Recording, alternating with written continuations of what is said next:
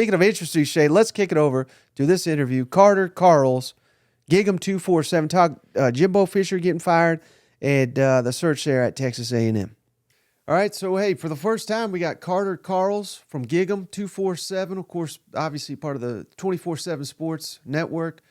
Carter, I was on your show about a week or two ago, and you were making a case for why Jimbo may return, and I was like, you got to get rid of this guy. Thankfully, they made the right decision.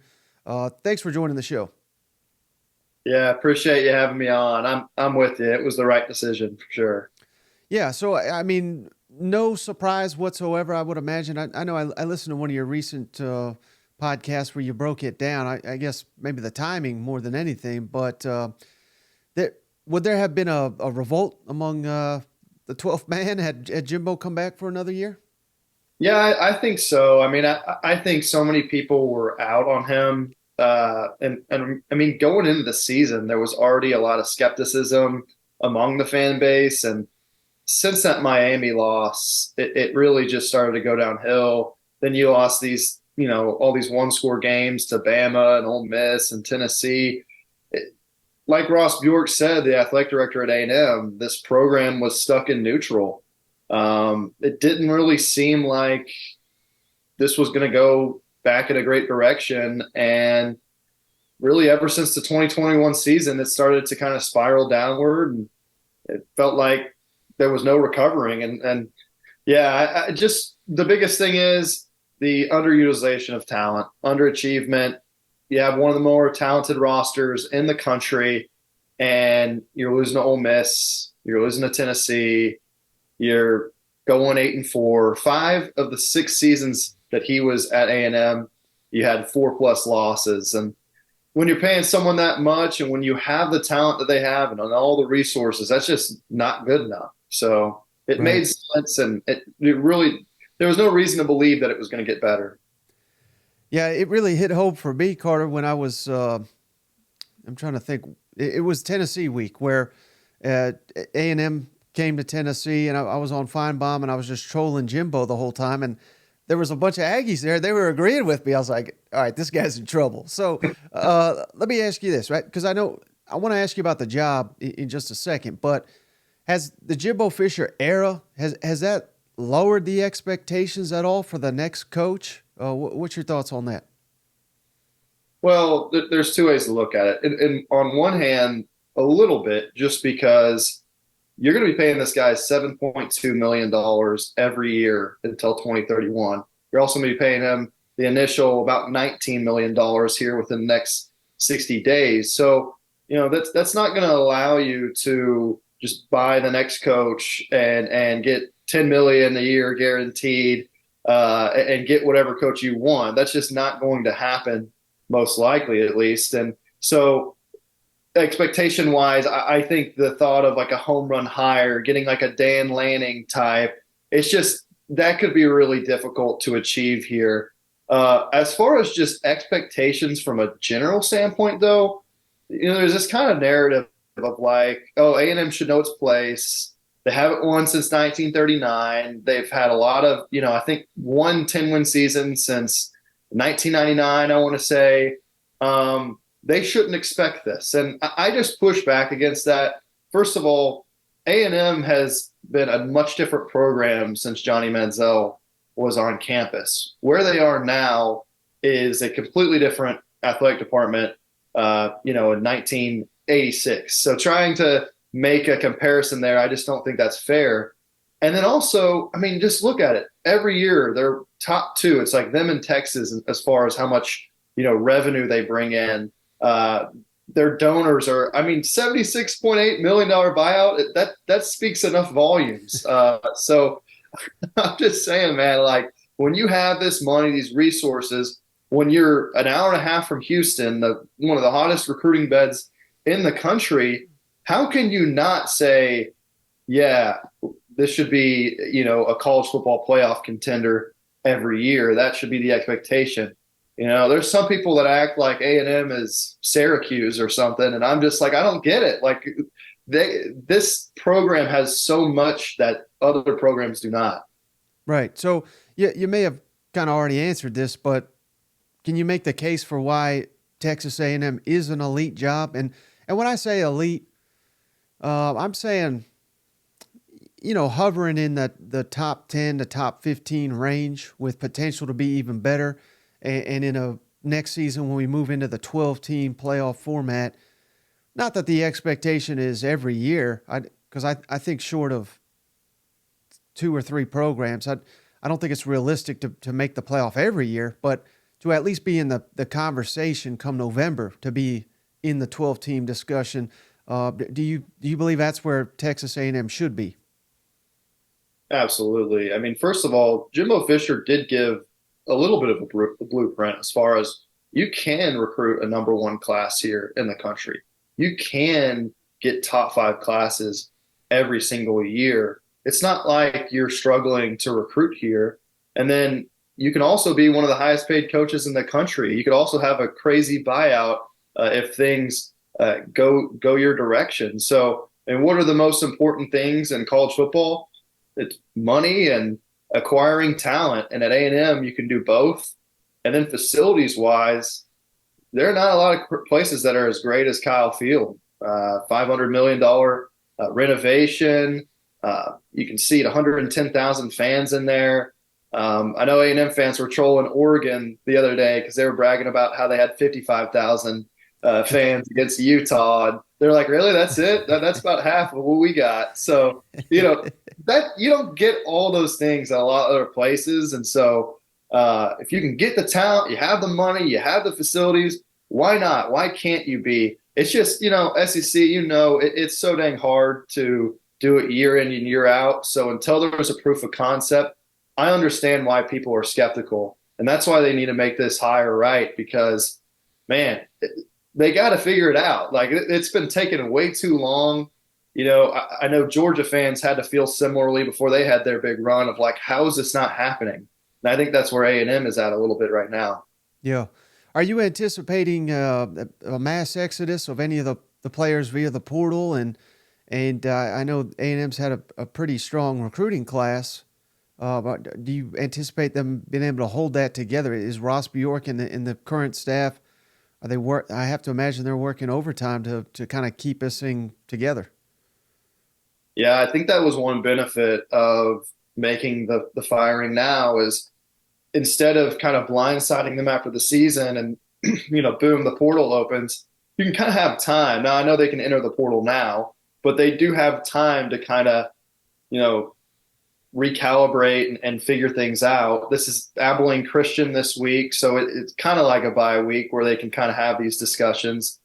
Elijah Robinson, the interim head coach, said that he hadn't had a lot of discussions with the players yet about leaving. I know they have one guy in the transfer portal, a true freshman receiver, Raymond Cottrell, and they haven't lost any commits since the firing. So far it's been good.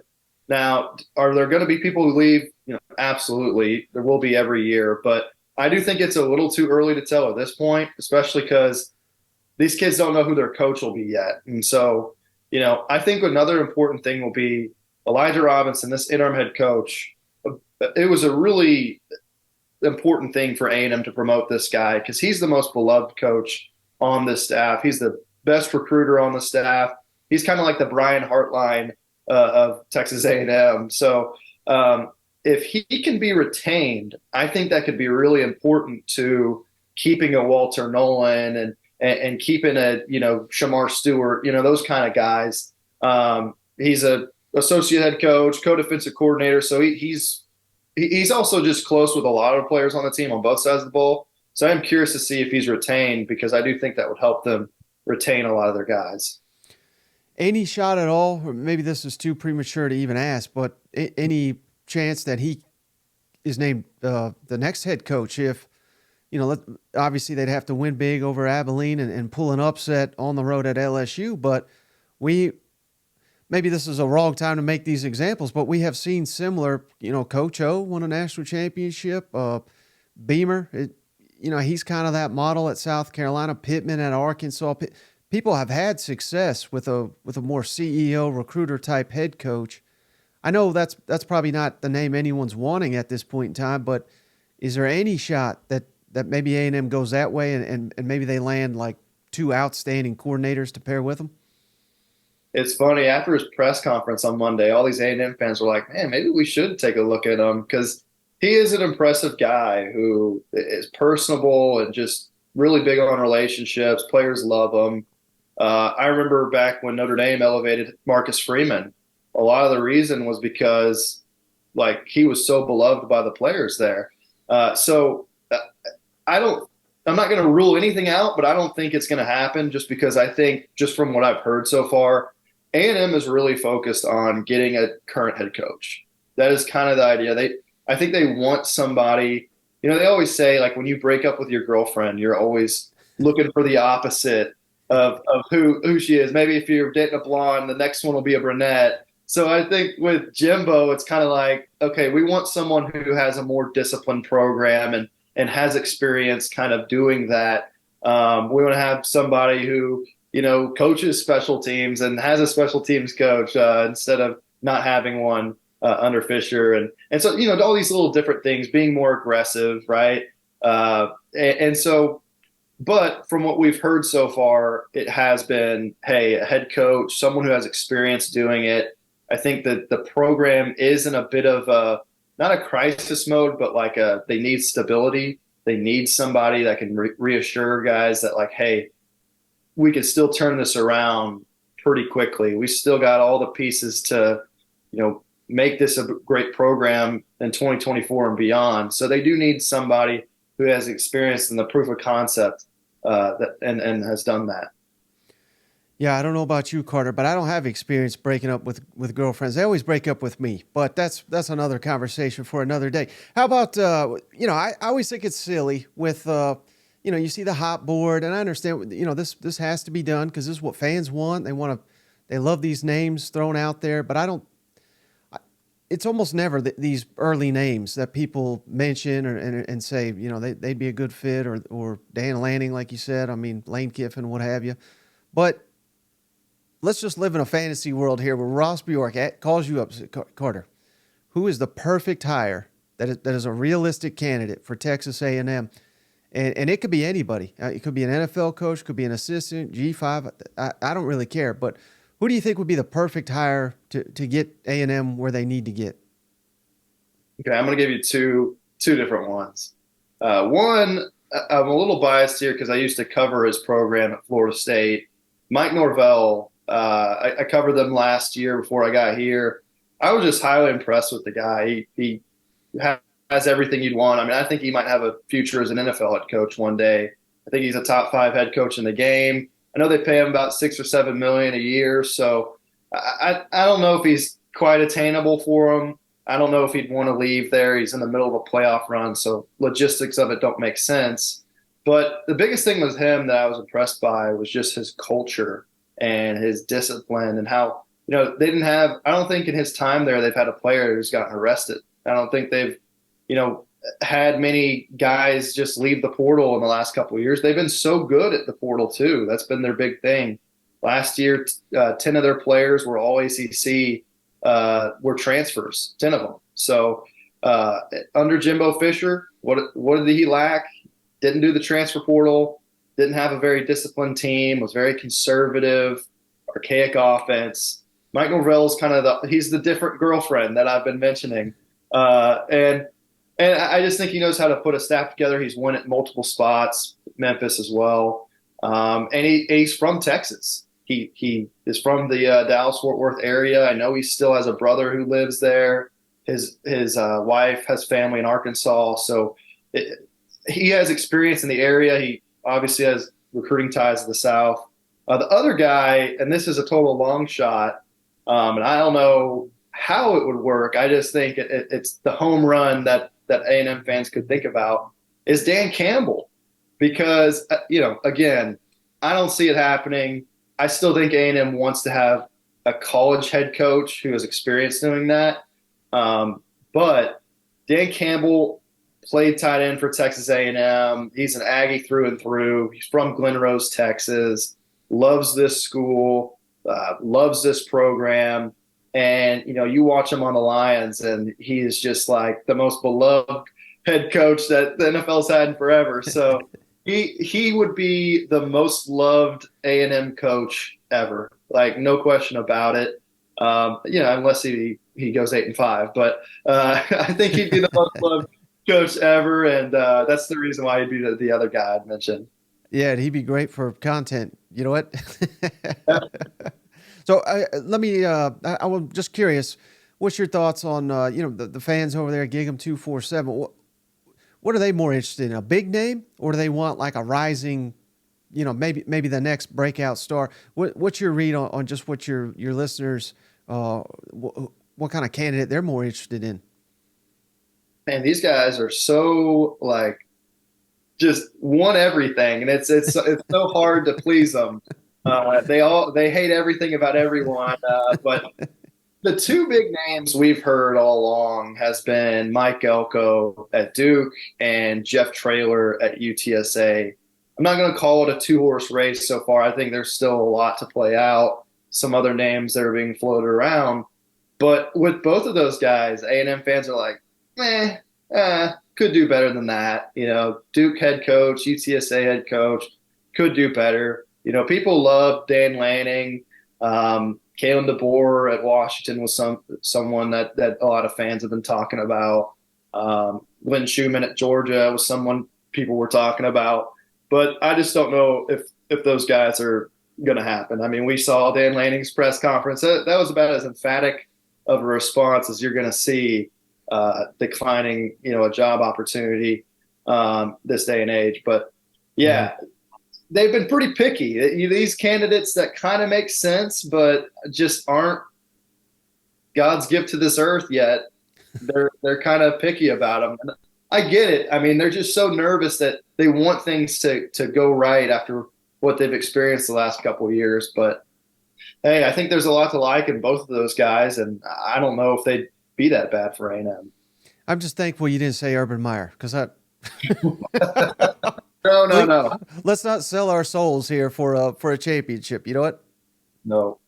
Everyone, there's like one poster every day that either says Urban Meyer or Deion Sanders, and I just have to be like, no, dude, put the drink down, chill out. Like that is not happening, and A&M would not want that to happen.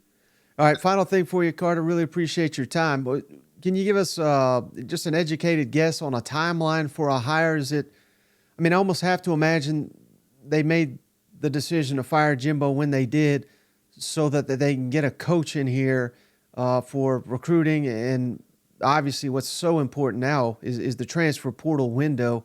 Do you anticipate we will have a head coach at A&M by, and I apologize, I don't know the timeline. Is it December 1, December 4th, something like that? Whenever the portal opens, will A&M have a coach, do you think? December 4th is when it opens, a 30-day period. I believe they will have one before then. The LSU game, what is that? The 25th. So I think it'll be after the LSU game and before that December 4th period. That's kind of the timeline that I'm hearing so far. Right. Yeah. Because you just set yourself back so far.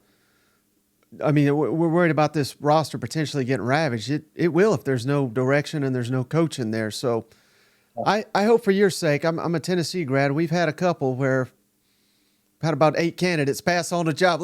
I'm hoping for your sake that doesn't happen. Yeah, I mean, I'm telling you, it's going to be a crazy next few weeks. I mean, teams are already have been kind of circling this A&M roster like sharks illegally, looking through like, hey, is this guy interested in leaving? And so I think it is very critical that A&M makes the right hire, not just for the long-term future, but the short term of retaining this roster. Because look, next season, you don't play Georgia, you don't play Bama. Your 3 biggest games, Texas, LSU, and Notre Dame, are all at home. And then you got the 12-team playoffs. So if you make the right hire, I mean, we've seen this before, Josh Heupel at Tennessee, right? You get that hire right, you can win 11 games next year or 10 games even and make the playoffs. So, I think A&M has a real chance here to make a splash that will make an immediate impact. Yeah. Well, hey, Carter, I really appreciate your time. Before you go, can you tell my audience, how can they follow you? How can they find your work? Yes, sir. Gigem247.com is where you can find our work. And then at Carter Karels, it's a weird spelling, Karels. People like to say Carols, but it's Karels, and that's where you find me on X. I keep saying Twitter, and I don't know what I'm supposed to call it now, but I'll just say X. Yeah. All right.